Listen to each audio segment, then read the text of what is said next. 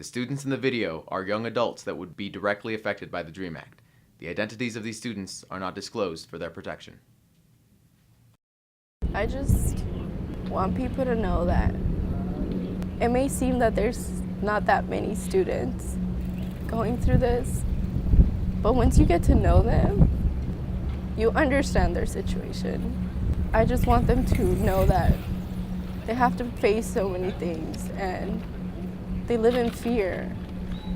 But then again, you know, they're so strong and so determined to keep going.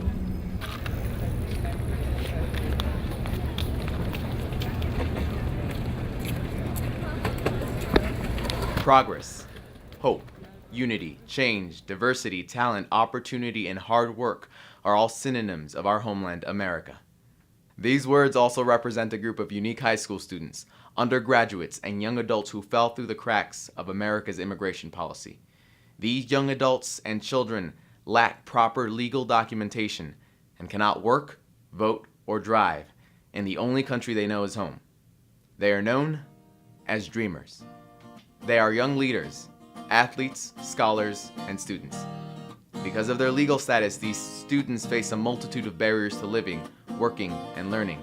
But they strive to overcome these obstacles because they believe in this country and the ideals it was founded upon. These are their stories.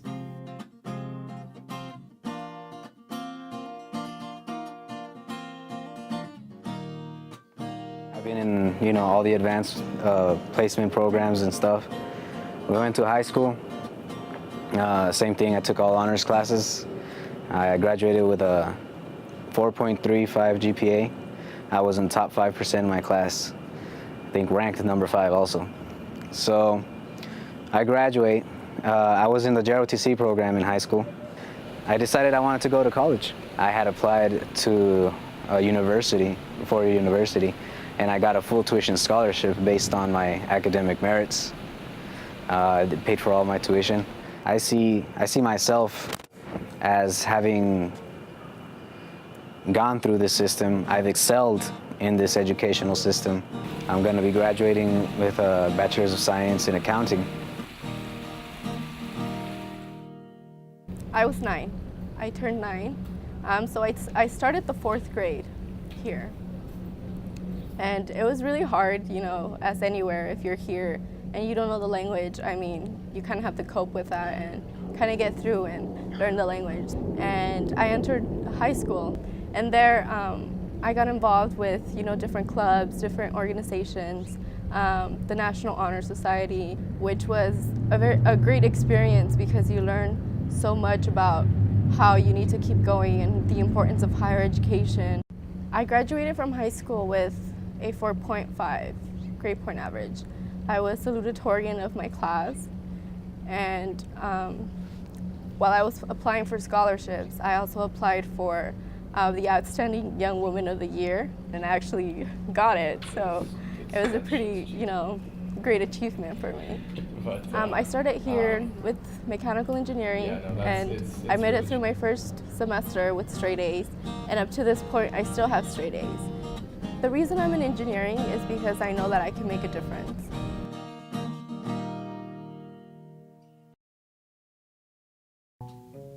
There are over 1.2 million students and young adults that grew up in the U.S. and yet lack papers. These students are proud Americans in every way because they were raised in this country.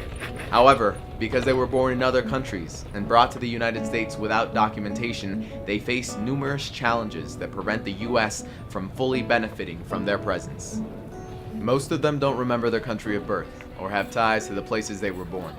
America is the only home they remember. America is their only home. I was thinking that I wanted to be a Marine. I wanted to join the military. But then the issue came up. I can't even serve the country that I have called my own all my life.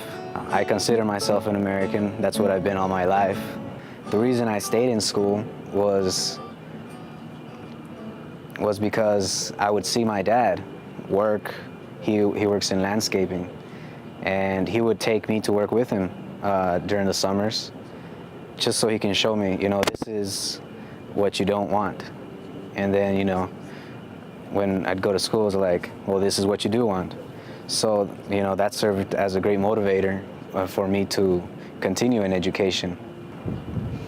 It feels like you're a failure, I mean, you've done that, you've gone through the system, you've attained that education, and then all of a sudden you're still back in the same place, under the sun, sweating your ass off, just in the same spot where your dad is.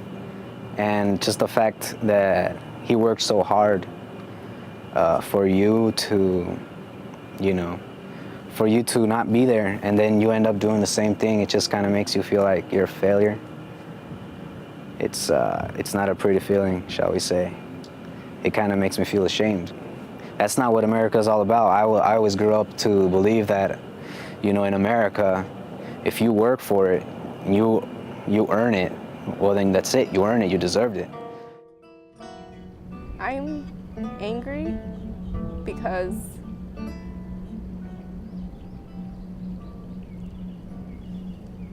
you work so hard.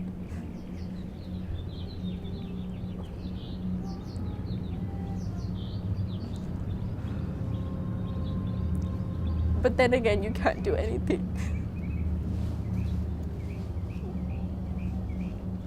So you're always told by your teachers, do the best you can.